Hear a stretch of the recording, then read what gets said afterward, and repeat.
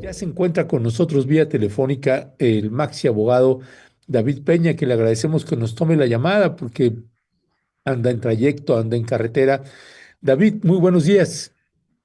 Hola Ernesto, buenos días. Ahora multimodal aquí por vía telefónica. Sí, mi querido David.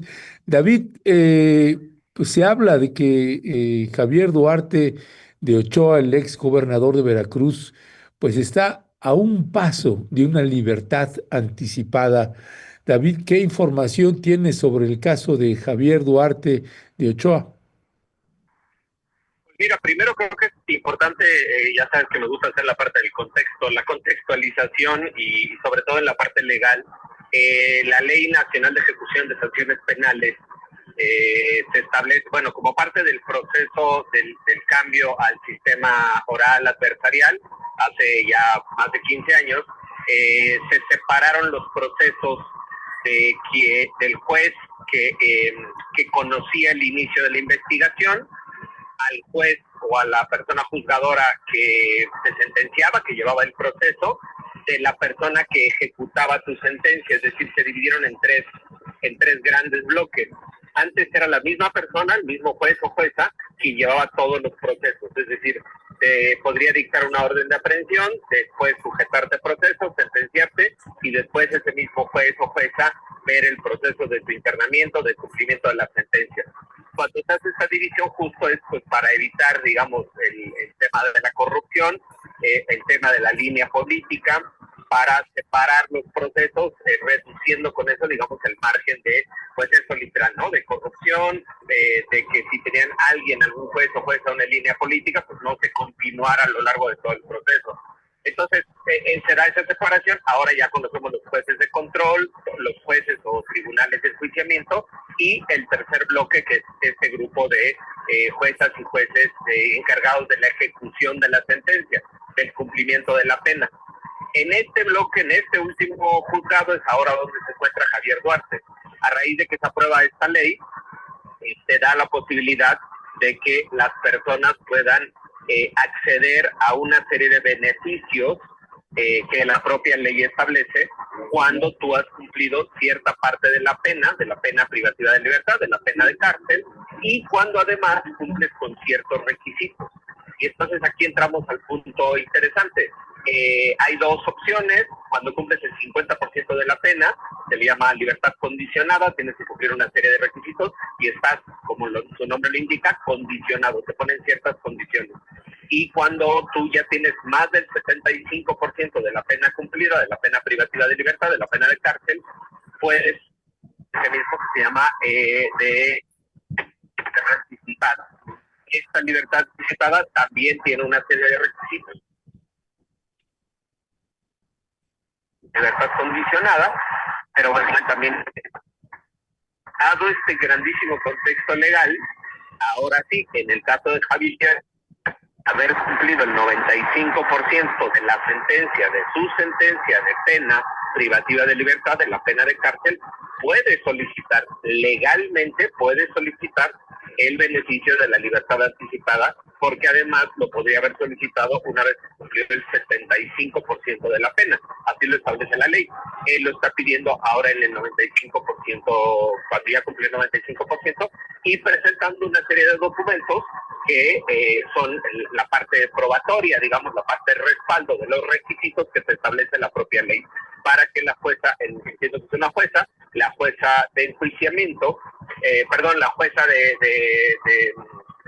sentencias, de sanciones penales, la jueza de sanción, de ejecución de sanciones, pueda valorar si cumple con estos requisitos y eventualmente concederle la libertad anticipada. Perdón por el larguísimo choro, pero para ir contextualizando el debate.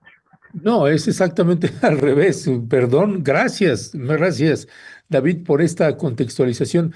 David, supimos que en la audiencia pues hubo una confrontación intensa entre pues cinco administrativos, cinco abogados o enviados de la Fiscalía General de la República que se confrontaron con los abogados de Javier Duarte de Ochoa. La jueza pues dice que pues con base a las pruebas que están presentando pues ambos lados, ambas partes, y después de una audiencia pues con mucha tensión, decidió posponer la resolución para el día viernes. Entonces, por ejemplo, en el caso de la defensa, pues acusan también que hay tortura y aplastamiento del Estado contra Javier Duarte de Ochoa. Sabemos, David, y ustedes más que nadie, tú y Federico han documentado y le hemos dado seguimiento a la actuación de la Fiscalía General de la República encabezada por Alejandro Hertz Manero. ¿Qué es lo que podría impedir que, con base a lo que se ha estado anunciando y presentando desde la información que tú tienes, qué podría impedir que Javier Duarte de Ochoa salga libre? Por tanto, la señal, nada más repíteme esa partecita de la PGR, porfa, que no la escuché bien el resto.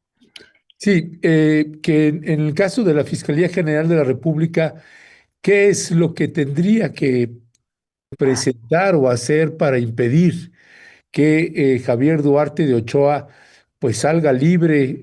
Vamos a pasar en un momento más también uno de los reportajes que publicamos en el 2014 que se llama Veracruz, la fosa olvidada, porque ahí había una cascada de fosas que no se hacía público que estaban las fosas clandestinas, como tampoco la desaparición de personas. Estamos hablando del periodo de gobierno de Javier Duarte de Ochoa y de Enrique Peña Nieto como presidente de la República.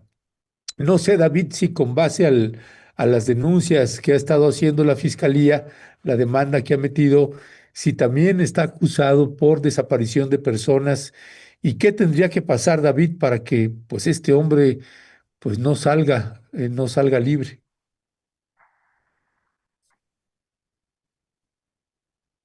Uy, tenemos problemas con la señal de David. Eh, pero bueno, le comento, ¿no? La Fiscalía General cuestiona también la reinserción social de Duarte y acusa intimidación a los testigos que está presentando la Fiscalía General de la República. Esa fue una práctica común que implementó Javier Duarte de Ochoa, pues los testigos tenían incluso muchos que salir del estado de Veracruz, porque si no eran perseguidos, acosados, y ya ve el caso de Nadia Vera y de Rubén Espinosa, pues que sigue en la oscuridad de quiénes fueron los autores intelectuales, el motivo del asesinato, del homicidio que se llevó a cabo en la Narvarte. David, ¿te recuperamos ahí la señal? ¿Me escuchan? Sí, ya te escuchamos ahí. Me puse aquí literal frente a una antena para tener la señal. A ver, yo un poco les comentaba a Ernesto que recordáramos que Duarte fue extraditado de Guatemala y el acuerdo de extradición, el tratado de extradición que se tiene con Guatemala, como la mayoría que se tiene con muchos otros países, establece, ahorita se me va el término, en su momento lo analizamos y lo mencioné con el término correcto, pero es una suerte de especificación, especificidad sobre los delitos sobre los cuales se va a dar la extradición.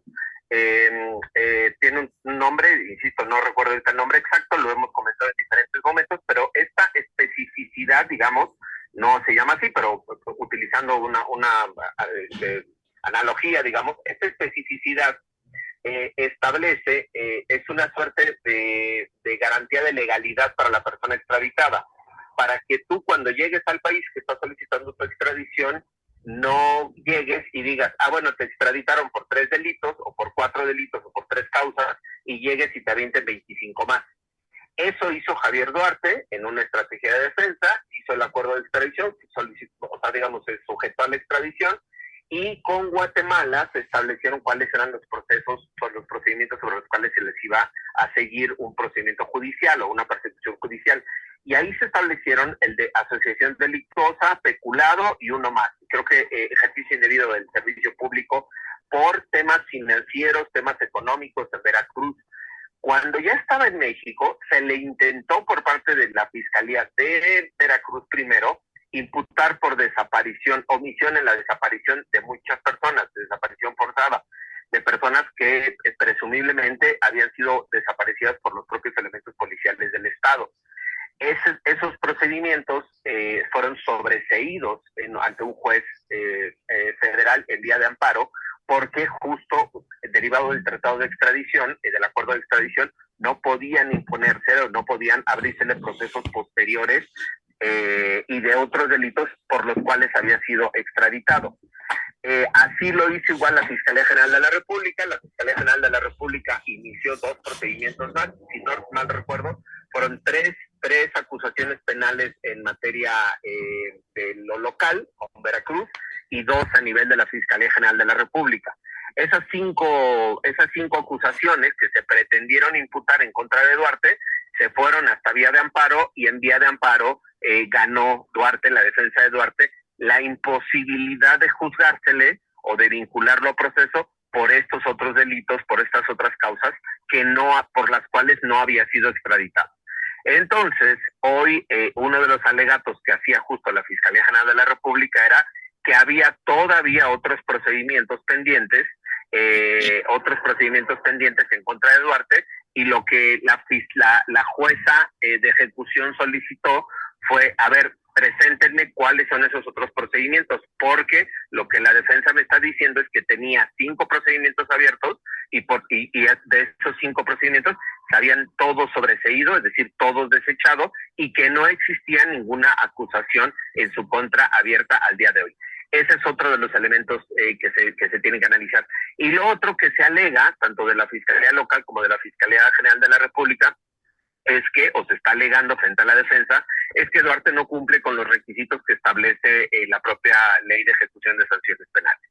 Ahí se da un debate, en la audiencia previa, se da un debate entre qué elementos de prueba o qué documentos van a probar si Duarte ya cumplió con la reinserción, cumplió con los fines de la reinserción. Eso lo presenta la defensa, y del lado de la Fiscalía General de la República o de la Fiscalía Local, pues presentan lo que ellos consideran elementos para alegar que no ha cumplido, puede haber cumplido el plazo de la pena, digamos, los años que ha estado en la cárcel, pero no ha cumplido con los otros requisitos que establece la ley. De memoria, en el aire, algunos de los requisitos que te establece es que hayas cumplido con tu plan de actividades. Esto del plan de actividades es una suerte de, ¿cómo ponerlo? Como una suerte de horarios y calendarios de actividades que te ponen al interior del penal, o que te tendría que poner al interior del penal, para que no estés en la ociosidad, digamos, ¿no? Entonces te ponen, bueno, pues un plan de actividades de ejercicio, de estudios, no sé, de que colabores en labores en los talleres. Todo este plan de actividades te lo van estableciendo. En teoría es trimestral. En algunas cárceles lo tienen semestral o anual, dependiendo de cada uno de los centros carcelarios. Te van estableciendo este plan de actividades y que vayas cumpliendo con las actividades. Y que cumplas con otro de los objetivos, que es justo la reinserción social, que fue lo que alegó Duarte. La reinserción social, ¿cómo la logras? Pensando que eres, imagínense nada más el tinte discriminatorio que tiene esa propia ley, pensando que eres un delincuente, entre comillas, estoy entrecomillando aunque no me vean, que eres un criminal. Lo que vamos a hacer como Estado para reinsertarte es darte educación, o sea, primaria, secundaria, preparatoria, adentro del penal, y que tengas habilidades para un arte u oficio. Es decir, que cuando salgas de la cárcel puedas tener un trabajo honesto, ¿no? Y que puedas dedicarte a otra cosa que no sea delinquir. Sustancialmente estos son los objetivos de la reinserción. Y entonces, cuando tú ves que Duarte es una persona que tiene, no sé, licenciatura o maestría, que tiene cientos de millones de pesos afuera, que no necesita aprender carpintería ni sastrería para continuar con su vida afuera, eso es lo que está alegando la defensa, decir, bueno, pues esta persona ha cumplido con los objetivos de la reinserción, no es un peligro para las víctimas, porque justo tú decías, Ernesto, él se había caracterizado su grupo, digamos, no él directamente, pero su grupo político, de amenazar a víctimas, de amenazar a testigos, claro, cuando estaba en el poder.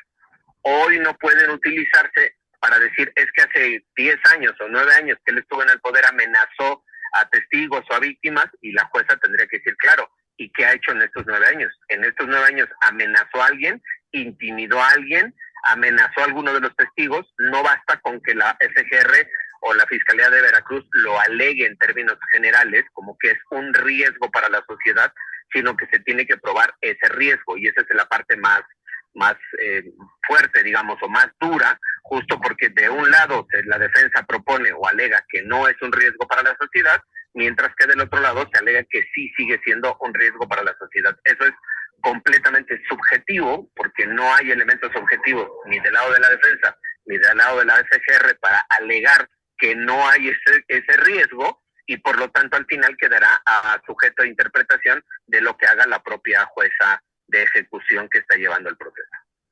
David, Maxi abogado David Peña, déjame te leo algunos de los dichos textuales que hicieron los abogados de la Fiscalía General de la República y las respuestas que hubo frente a estos señalamientos.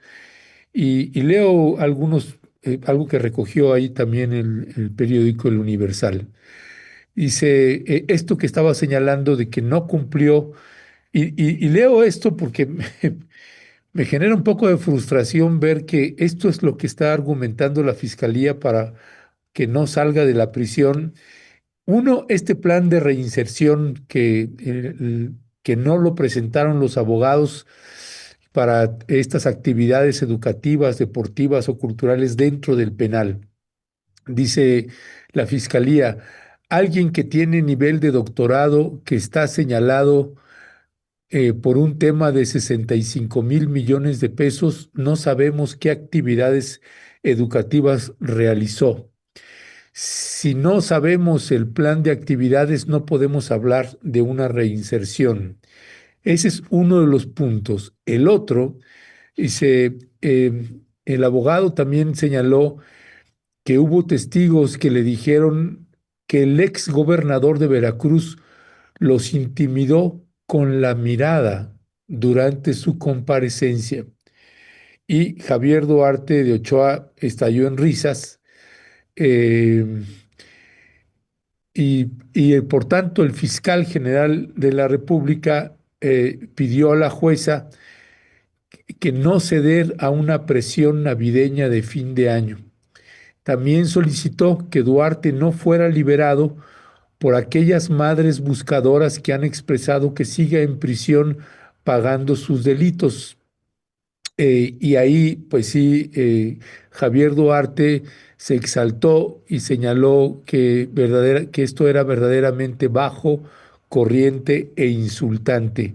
Parte de los aspectos que se vivieron en esta audiencia, y me sorprende un poco, David, que uno de los argumentos sea de la fiscalía sean los colectivos de las madres buscadoras, cosa que pues tiene razón en esa parte, y la parte que me preocupa es pues sin presentar pruebas, sino simplemente dichos. Tengo la impresión, David, que lo que tiene la fiscalía pues es muy poco. No sé, desde el conocimiento que tú tienes, ¿cuál es tu impresión?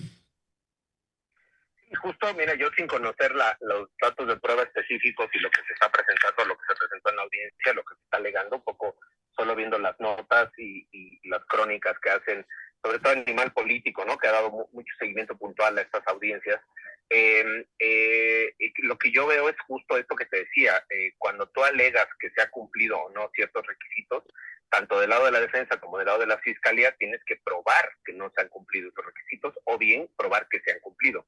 Y creo que aquí hay un tema, pues, de ausencia probatoria por parte de la fiscalía. Esto que refiere en una de las audiencias lo intimidó con la mirada, pues no solo es subjetivo, a mí me parece irrisorio también.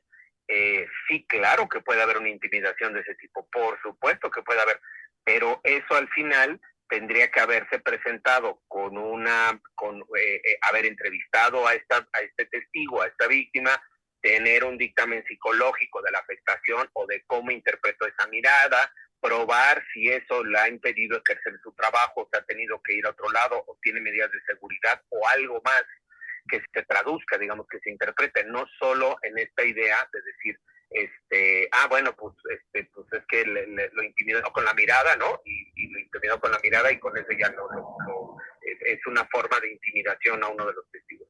Y lo segundo es lo que tendríamos que probar en la parte de esto que se está refiriendo, por ejemplo, a las personas buscadoras, a las personas que tienen a familiares desaparecidos, personas buscadoras, que eso es muy importante igual considerarlo, ¿no? Pero no forma parte aquí porque no está considerado como parte de las víctimas, porque no están las familias buscadoras consideradas en este caso, porque no forma parte de la acusación de desaparición. Alegar lo que hizo allá, que a mí me parece deleznable, el sujeto tendría que haber estado 15, 20 o 30 años en prisión por todo lo que hizo en Veracruz, pero penalmente solo se le acusó por esto y él aceptó y la fiscalía aceptó que fuera una sentencia de 9 años, que está por cumplir. No puedes alegar todo lo otro que no hizo el Estado mexicano por su conjunto, la Fiscalía General de la República y la Fiscalía Local no lo hicieron en su conjunto, no acusaron a Duarte por esas otras delitos, digamos, y no pueden venir a alegar ahora que las otras víctimas, por las que no forman parte del proceso, pues también necesitan o merecen el acceso a la justicia. Yo coincido y me parece que merecen el acceso a la justicia. Es una necesidad de este país que se les garantiza el acceso a la justicia a las víctimas, sobre todo de desaparición, pero no basta con decir que hay otras víctimas de otros procesos, insisto, porque ninguno de esos otros procesos ha avanzado. En todos los procesos hay un sobreseguimiento en los cuales pues no hay formalmente una acusación en contra de Duarte y por lo tanto, insistimos, quizá me estén funando en el chat, pero lo que yo estoy diciendo es en la parte legal del caso en sí mismo. En la parte ética, moral, del trabajo de Duarte, del comportamiento de Duarte como gobernador, es absolutamente deleznable, criticable, cuestionable, sancionable, pero las instituciones del Estado, la Fiscalía General de la República y la Fiscalía Local, no lo hicieron en su momento, no hicieron las investigaciones, no llevaron a proceso a Duarte por esos delitos y no podemos hoy, 9 años después, decir es que fíjense que en ese momento no lo hice y hoy hay otras víctimas y que por lo tanto quiero que se quede en la cárcel en la memoria o en el recuerdo o lo que sea de las otras víctimas, ¿no? Esa es la parte, cuando yo me refiero a la parte probatoria, ¿no? No es solo alegarlo, sino necesitas tener la parte probatoria de cómo lo vas a sustentar, lo que estés pidiendo, sea lo que sea que estés pidiendo. Pues sí, sí, David, y no estoy viendo ahorita si te están funando o no te están funando en las redes sociales o en el chat de la página, pero no, lamentablemente coincidimos, David, nos parece bastante endeble el planteamiento que está haciendo la Fiscalía General de la República. Así que pues ya veremos este viernes si este siniestro personaje obtiene su libertad. Yo nada más, ahorita que te escuchaba, David, se me venía otra vez el caso de Kenia Hernández, que sigue presa y este hombre ya va a salir un caso más. Es increíble lo que estamos viviendo en el país en materia de justicia. Ya veremos, David. Por lo pronto te agradecemos, David, que tengas muy buen viaje, que todo salga bien allá en la presentación que vas a tener y seguimos al habla, David. Gracias, mi querido Ernesto. Ahí estamos al habla y nos volvemos a encontrar el lunes. Órale, fuerte abrazo, fuerte abrazo.